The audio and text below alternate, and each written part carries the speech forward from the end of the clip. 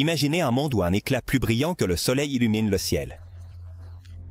Mais ce n'est ni un lever de soleil ni un phénomène naturel. C'est le signe d'une explosion qui marquera des générations. Un événement capable de créer des cratères géants, d'altérer le cours de l'histoire et de laisser des cicatrices invisibles qui perdurent pendant des décennies. Les essais nucléaires, loin d'être des expériences isolées, ont transformé des paysages, des vies, et même le destin de nations entières. Mais que savons-nous vraiment des erreurs, des secrets et des conséquences catastrophiques que ces détonations ont entraînées?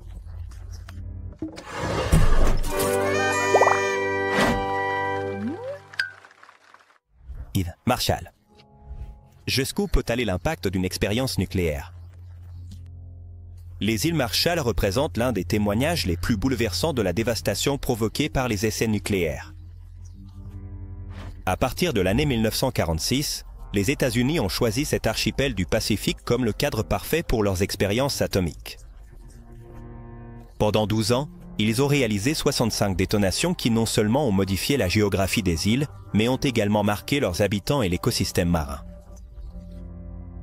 L'un des sites les plus emblématiques de ces essais est l'atoll de Bikini, qui à ce jour enregistre des niveaux de radiation 10 fois supérieurs à ceux de Tchernobyl. Bien que certaines personnes soient retournées sur les îles, les plages restent fermées en raison du risque élevé de contamination. De plus, sous les eaux cristallines de l'atoll de Bikini se trouvent des cratères sous-marins visibles qui sont un témoignage permanent de l'impact destructeur. Cependant, la dévastation ne s'est pas arrêtée avec la dernière explosion. Les effets de la radiation ont affecté la santé des résidents, provoquant une augmentation significative des cas de cancer et d'autres maladies liées à l'exposition radioactive. Malgré les multiples promesses de compensation et de réhabilitation, les îles Marshall restent un lieu symboliquement abandonné par ceux qui les ont utilisés comme champs d'essai. Des études récentes ont révélé que les niveaux de radiation dans certains fruits locaux, comme les noix de coco, dépassent jusqu'à 5 fois les limites de sécurité établies par les agences internationales de santé. L'incident de Barbary.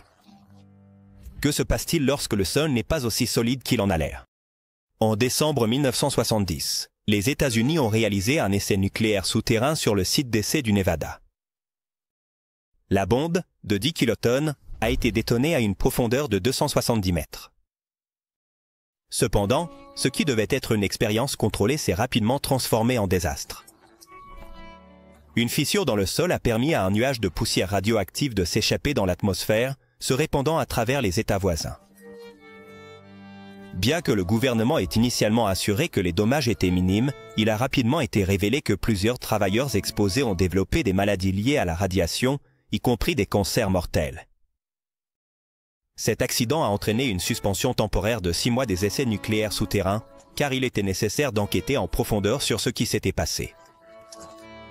L'incident de Barbary n'a pas seulement exposé les dangers des essais souterrains, mais a également souligné le manque de prévoyance dans la planification de ces opérations. Malgré les conséquences, les essais nucléaires ont continué au Nevada pendant plusieurs années encore, jusqu'à ce que des traités soient finalement signés pour limiter ces pratiques. Des années plus tard, il a été révélé que le nuage radioactif libéré avait affecté même des communautés indigènes vivant à des centaines de kilomètres du lieu de l'explosion, contaminant des sources d'eau se tenant sous une arme nucléaire. Qui serait prêt à défier la logique et à se placer sous une bombe nucléaire en pleine explosion? En 1957, 6 hommes ont accepté de participer à une expérience qui semblerait aujourd'hui absurde. Le but du gouvernement des États-Unis était de démontrer que les détonations nucléaires dans l'air étaient sûres. Pour cela, ils ont fait exploser une bombe à 3000 mètres d'altitude, juste au-dessus des volontaires, qui se sont placés sans aucune protection. L'explosion, bien que distante, a généré un éclair aveuglant qui a temporairement désorienté les hommes. Bien qu'aucun n'ait souffert d'effets immédiats, l'exposition à des niveaux dangereux de radiation a eu des conséquences au fil du temps. La majorité des participants ont développé un cancer dans les années suivantes, ce qui a fortement remis en question l'éthique de l'expérience. De plus, il a été découvert que l'un des hommes, le caméraman, n'avait pas été volontaire et avait participé uniquement sur ordre de ses supérieurs. Cet événement est un exemple clair du manque de considération pour les effets à long terme de la radiation. en plus du désintérêt pour la sécurité de ceux qui ont participé. Bien que l'expérience ait été présentée comme un succès à l'époque, elle a laissé un héritage de critiques et de polémiques sur les limites de l'expérimentation humaine. Le caméraman de l'expérience a avoué dans une interview des décennies plus tard qu'il n'a jamais plus fait confiance aux institutions gouvernementales après ce qui s'est passé. Étoile de mer prime. Imaginez regarder le ciel et voir un éclat aussi brillant que le soleil, mais provoqué par une bombe. C'est ce qui s'est passé en 1962 lors du test Starfish Prime. Cette expérience consistait à faire exploser une bombe nucléaire à une altitude de 400 km dans l'espace, dans le but d'étudier les effets d'une impulsion électromagnétique, EMP. Bien que la détonation ait eu lieu loin de la population, les résultats ont dépassé toutes les attentes. L'impulsion électromagnétique générée par l'explosion était si puissante qu'elle a atteint Hawaï. Éteignant les lampadaires, activant les alarmes antivol et laissant des milliers de personnes sans communication téléphonique. De plus, elle a causé des dommages irréparables aux satellites proches, marquant une leçon importante sur les effets secondaires des explosions nucléaires dans l'espace. Starfish Prime a démontré le pouvoir destructeur de l'EMP, mais aussi ses applications potentielles dans les conflits militaires. Cependant, les conséquences imprévues ont suscité des critiques sur le manque de compréhension des phénomènes nucléaires. Bien qu'il n'y ait pas eu de victimes directes, l'essai a mis en évidence la nécessité de réglementer ce type d'expérience.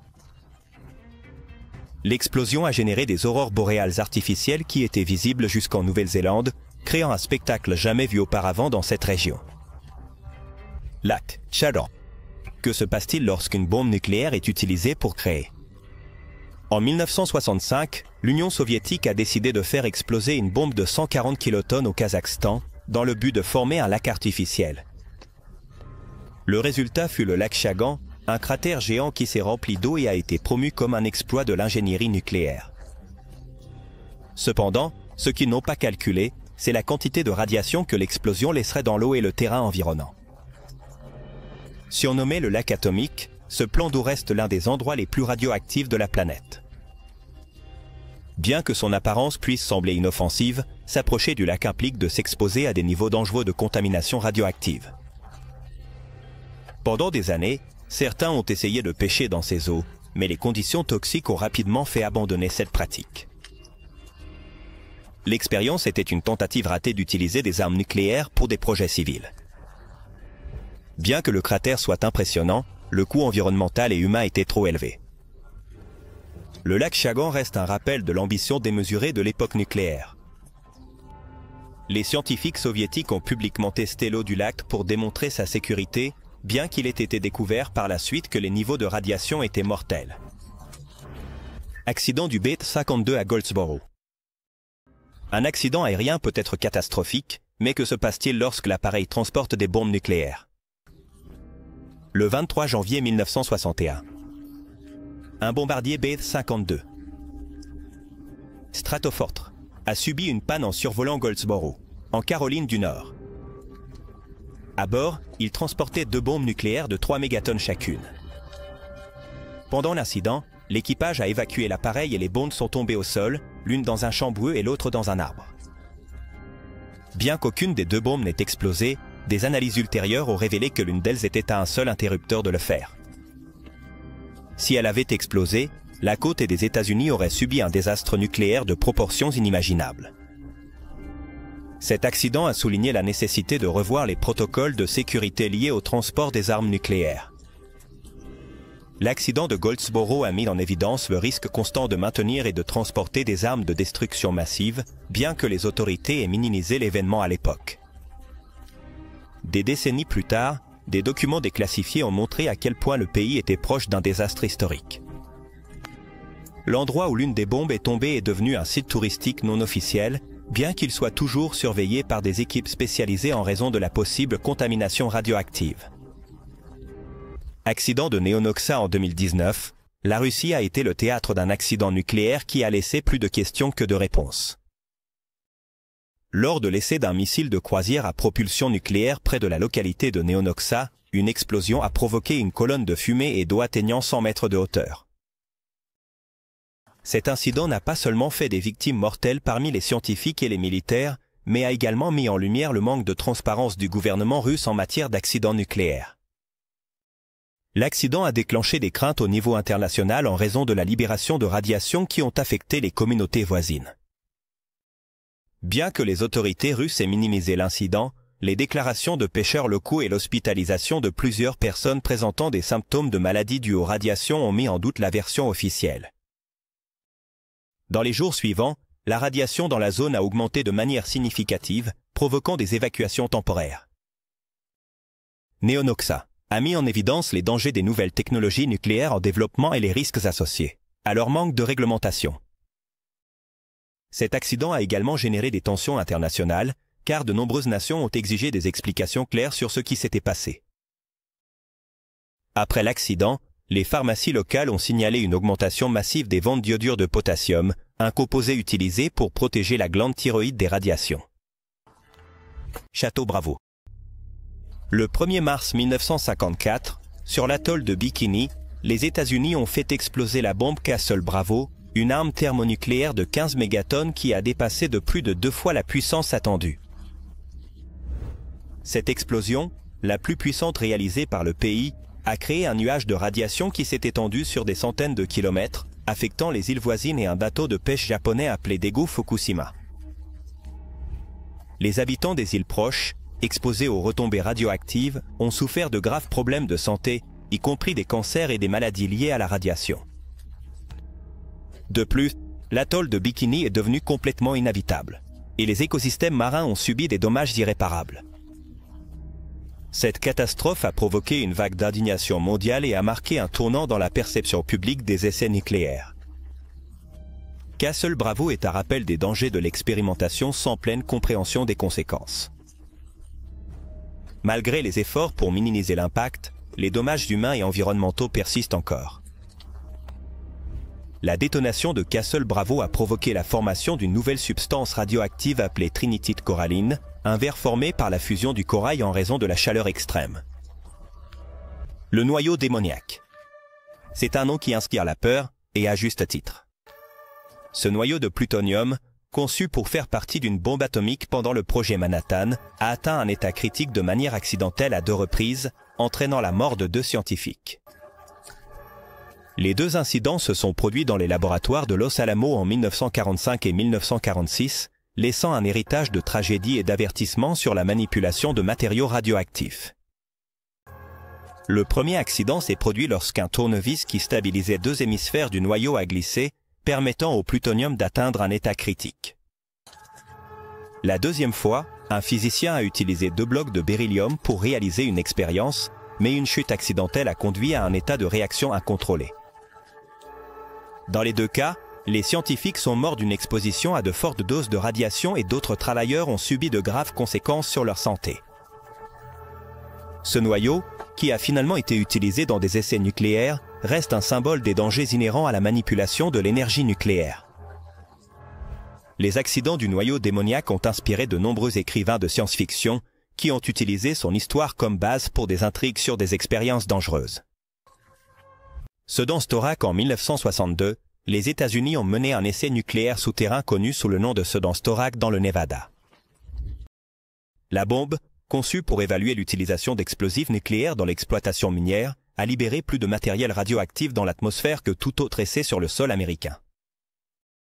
L'explosion a créé un cratère de plus de 300 mètres de diamètre et un impact environnemental dévastateur. Bien que l'intention était de déterminer si les bombes nucléaires pouvaient être utilisées pour des projets civils, comme le creusement de canaux ou la construction de barrages, les résultats ont démontré que les risques dépassaient tout bénéfice possible. La radiation libérée a affecté les communautés voisines et a mis en doute la viabilité de ces expériences. Storac est rappelé comme un échec dans la tentative d'appliquer les technologies nucléaires à des fins civiles. La contamination résultante est toujours surveillée jusqu'à aujourd'hui et le cratère reste un rappel visible des dangers de l'expérimentation nucléaire. Le cratère de Storac est si grand qu'il peut être vu depuis l'espace et est visité par des touristes sous des mesures de sécurité strictes. Tchernobyl. La catastrophe nucléaire de Tchernobyl, survenue le 26 avril 1986, est le pire accident nucléaire de l'histoire de l'humanité. lors d'un test de sécurité à la centrale nucléaire de Pripyat, en Ukraine. Une erreur dans la conception du réacteur RBMK et des défaillances humaines ont conduit à une explosion qui a libéré des quantités massives de radiation dans l'atmosphère. L'impact a été dévastateur. Des centaines de milliers de personnes ont été évacuées et de vastes zones sont restées contaminées pendant des décennies. La ville de Pripyat, qui abritait autrefois 50 000 habitants, est devenue une ville fantôme. Les effets sur la santé incluent une augmentation significative des cas de cancer de la thyroïde et d'autres maladies liées aux radiations. Tchernobyl a transformé la perception mondiale de l'énergie nucléaire, entraînant des changements réglementaires et provoquant une réévaluation de son utilisation comme source d'énergie. Malgré la radiation, Tchernobyl est devenu un refuge pour la faune, avec des espèces comme les loups et les bisons prospérant en l'absence d'activité humaine. Opération Plein Bob en 1957, les États-Unis ont mené une série d'essais nucléaires connus sous le nom d'Opération Plein Bob, qui comprenait 29 détonations dans le désert du Nevada. Bien que l'objectif principal était d'évaluer les capacités des armes nucléaires et leurs effets, certains essais ont impliqué des expériences éthiquement discutables. Parmi celles-ci, on a inclus l'exposition de porcs vivants pour étudier l'impact de la radiation et l'utilisation de combinaisons de protection. Plus de 1200 porcs ont été sacrifiés au nom de la science, ce qui a suscité la controverse parmi la communauté scientifique et le public. L'opération a également eu des conséquences imprévues. L'un des essais, connu sous le nom de Pascal B, a entraîné l'expulsion accidentelle d'un couvercle métallique à des vitesses si extrêmes que certains croient qu'il a pu atteindre l'espace. Cependant, l'impact le plus durable a été celui de la science. Ce fut la libération de quantités énormes de matériel radioactif dans l'atmosphère, ce qui a contribué à l'augmentation de la pollution mondiale. L'opération Plein Bob a marqué un chapitre sombre dans l'histoire des essais nucléaires, soulignant les risques pour la santé humaine et l'environnement. De plus, elle a souligné la nécessité d'établir des réglementations plus strictes pour éviter les excès et erreurs commis durant cette période. Le Pascal B est considéré par certains comme le premier objet créé par l'homme à avoir atteint l'espace, bien qu'il n'y ait pas de preuves définitives pour soutenir cette théorie. RDS-1.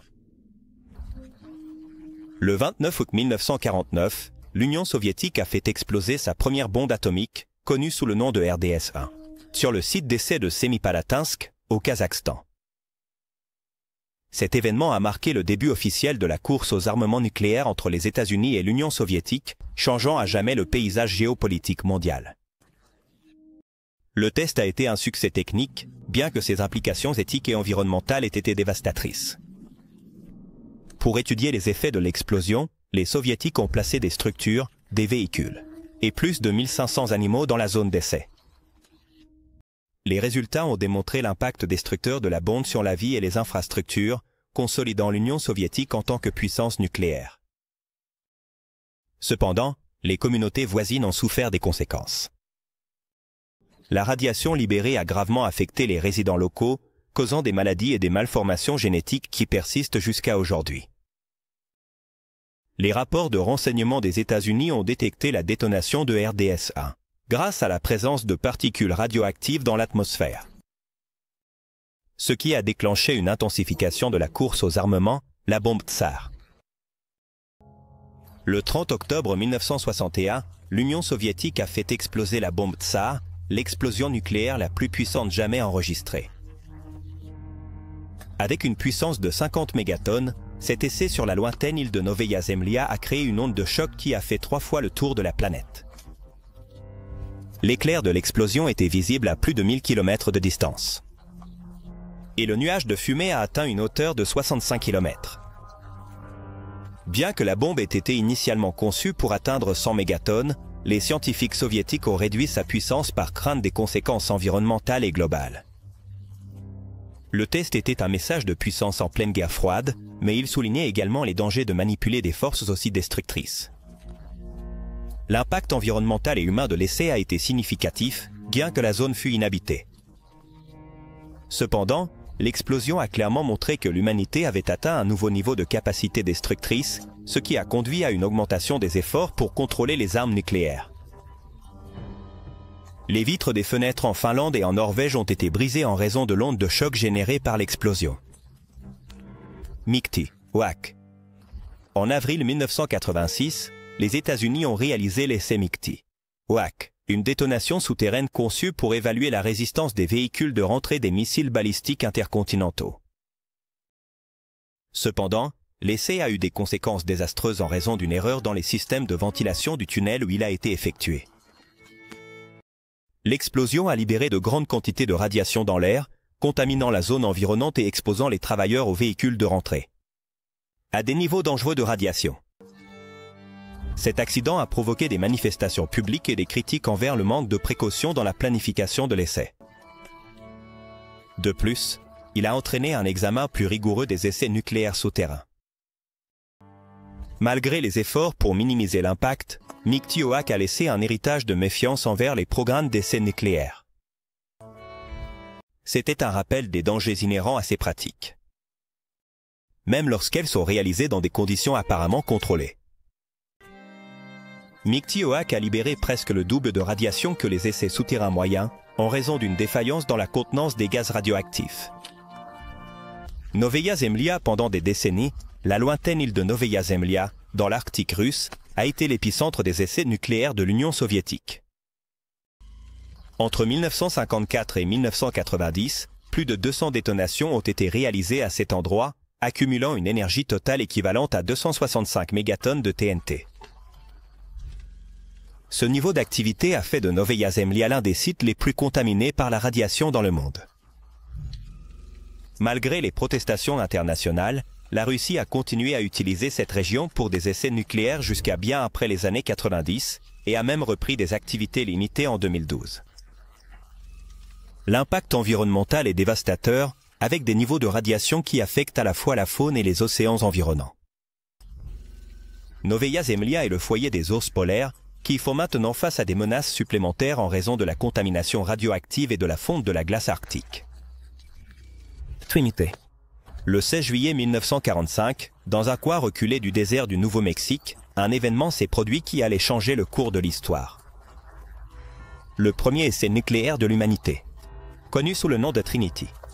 La bombe, surnommée The Gadget, était un dispositif au plutonium qui a produit une explosion équivalente à 19 kilotonnes de TNT, laissant un cratère de plus de 300 mètres de large.